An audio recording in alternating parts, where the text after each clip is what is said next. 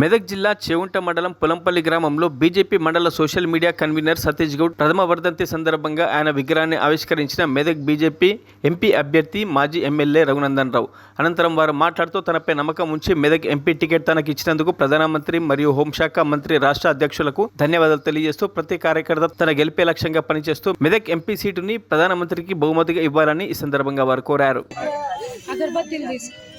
जोहार जोहार सतीश जोहार जोहार सतीश के जोहार जोहार सतीश के जोहार जोहार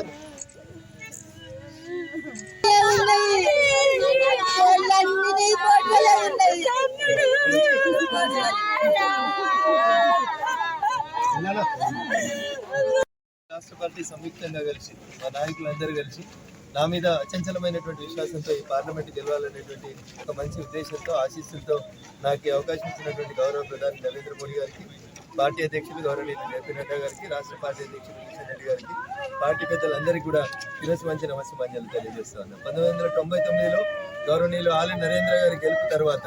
భారతీయ జనతా పార్టీ జెండా ఈ పార్లమెంట్ మీద ఎగరేసుకోవడం అనేది బాధాకరమైనటువంటి విషయం. నరేంద్ర మోడీ గారు మూడోసారి ప్రధానమంత్రి కాబోతున్నటువంటి సందర్భంలో మెదక్ పార్లమెంటును గెలిపించి ఈ నియోజకవర్గంలో ఉన్నటువంటి భారతీయ జనతా పార్టీ నాయకులు, కార్యకర్తలు రఘునందన్ బాగుండాలని ఆశించేటువంటి అన్ని పార్టీలకు సంబంధించినటువంటి మిత్రులంతా నా గెలుపు కోసం సహకరించాలని,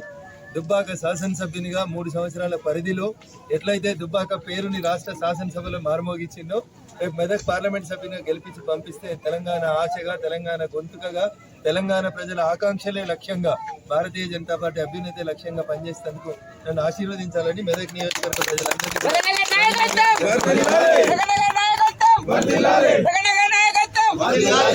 మరిన్ని అప్డేట్స్ కోసం మా ఛానల్ని సబ్స్క్రైబ్ చేయండి.